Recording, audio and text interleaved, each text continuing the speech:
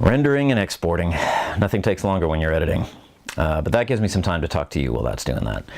I'm Jason O'Brien, the producer and director of CUDDLE. I'm not used to being on this side of the camera. I'm much more used to being on the other side of the camera, where I've been for the last 4 months filming this documentary. But there's a good reason for being in front of the camera. And no, it's not to take more selfies, for those of you on Facebook that know of that. But I want to just briefly thank everybody who helped in donating to our Indiegogo campaign for this film. I'm happy to report that not only was the goal reached, but it was surpassed. And this is the first crowdfunding campaign for a film that I've ever had succeed. And it's a feeling it's foreign to me, because I don't know what that's felt like. You know, money is one of the most frustrating things about movies. It's my least favorite thing to talk about, but it's so needed, and particularly for this film right now. You know, for a lot of people that have followed me in the production of this film, you know that I lost my job right as I was starting the production, and it afforded me the ability of time. To, you know, as this documentary grew, you know, first when it started out, I thought, you know, it's going to be just a short film. I was fascinated by the Cuddle Party movement here in Birmingham. But then as I started to investigate and found out so much more that was going on around the country with this movement, I was like, this film needs to be much more than what I had envisioned for it. And so that's why I took the trips first out to Madison, Wisconsin. I actually drove up there to Madison and covered what was going on with the Snuggle House up there, because there was a lot of controversy around that. Then I headed out to Boulder, Colorado, not long before Thanksgiving. Had an incredible 2 days of filming out there. Chris and Kendra and, God, so many great people out there that helped to create so much of what is going to be some great and eye-opening footage in this film. Then I went to San Francisco for my first time ever. You know, getting to meet and interview one of the co-founders of this Cuddle Party movement a decade ago. Talking to her, and then talking to a guy that started up a cuddle therapy out there. And then going up to New York, going to Rochester, and going back into New York City as well. It's been a very stressful time, but it's also been the most life-changing time in my life. It's just been the people that I've met, you know, how they've changed me. It's hard for me to say into words like what this experience has meant to me. So I was putting out a lot of financial risk. My family was as well for this, and but it all comes down to the passion and belief. I've just had nothing but such a strong belief in this project and its potential, and you have shown that you have had that same belief, and that's why I want to thank you so much. So where is this money going to go that you've donated for this film? Well, part of it is going to go to, even though I have finished my filming for this film, there is some additional footage that I need. I'm going to get some assistance from another film crew, as well as acquiring some other footage that will take a little bit of money to do. And then I'm also going to set aside part of this money for film festival submissions. You know, they cost money, and you have helped ensure that I can get this to the film festivals that I feel it needs to get out to, give it its best possible chance to find distribution, and really get out there like so many of us believe that it should. So I thank you so much for that. You know, the next stage now is, this is my editing system. This is where I'm going to be editing over the next couple months. Going to be spending a lot of time in here, yelling at the screen, spending a lot of time actually laying down on the floor. If you actually want to see what an editor does, a lot of time you actually are just pacing or sitting down on the floor, pulling your hair out, you know, trying to figure out why something's not working. But I absolutely love it. It's the creative process. It's what makes the film.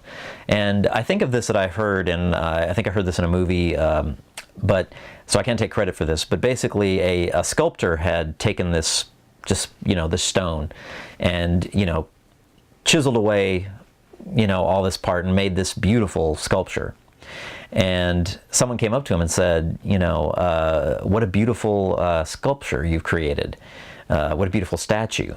And the sculptor said, I didn't create anything. The statue was always there. I just chipped away the rough edges.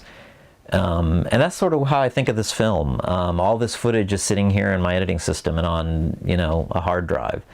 All that footage, all that hard work, all that, you know, all those great memories are there too. And now it's like the finished film is all there for me. That's what I love about the documentary process too, kind of discovering the film. And now it's up to me to make that a film. Make it that's going to be something that's entertaining, something that's going to move people potentially, to enlighten people, change some people's minds about something, especially with this movement, to do justice to this movement. So it's a daunting and challenging time, but it's also, I think, going to be the most rewarding time as well. So I look forward to providing more updates as it goes along. But for now, as another thank you, since thank you is not a big enough word, there's no way that I can thank all of you for, you know, your belief in me and providing your money to me, you know, to help make this film possible. I wanted to provide another clip. Some of this may or may not be in the film. You know, that's part of the editing process, trying to figure out what's going to be in and what's not. But I wanted to share it today because it goes back to when this started. This is from September 5th of 2013. This is when I first turned on the camera for this documentary. Tracy and Brian Gilliam, this was here in Birmingham. They were starting up CUDDLE parties again in Birmingham, and they were being interviewed for a local radio station in Birmingham.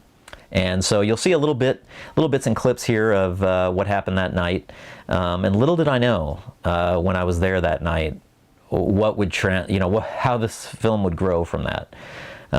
So it's kind of almost nostalgic for me to look back at that footage now and you know, see how it started and where it's grown since then. So enjoy that clip, and I thank you so much, you know, for your donations to the film and helping that campaign to succeed.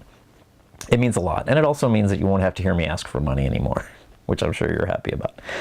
But in the meanwhile, I'm going to get back to editing. You enjoy the clip, and I look forward to when I can actually show this film to you. Thank you so much.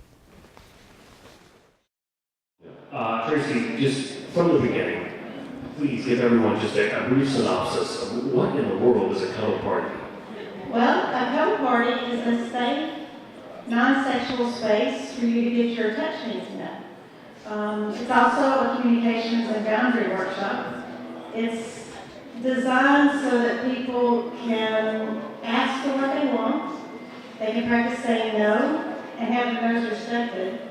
And it's fun, you know, you cuddle up. There's puppy piles, there's people massaging people's shoulders, there's, you know, people snuggling up, people spooning. Because, you know, I spent 13 years single. And when I wanted to cuddle up with someone, a lot of times there were ulterior motives.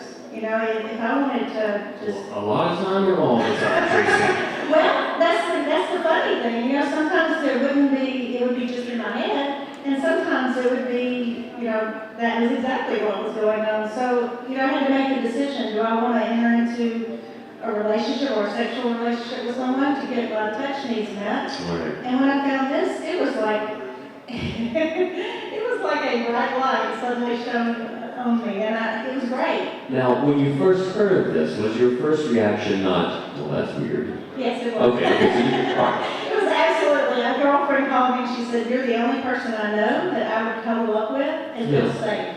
Do you want to go with this to this with me?" And I said, "Absolutely, I'll go just to see what it's about." Have you ever had one where it was just you and like one other person showed up and y'all just cried and cuddled the whole time? No, actually. That's lucky. But it is fun, and it will create a lot of good feelings for you. And like I said, it increases oxytocin, which is a wonderful feeling.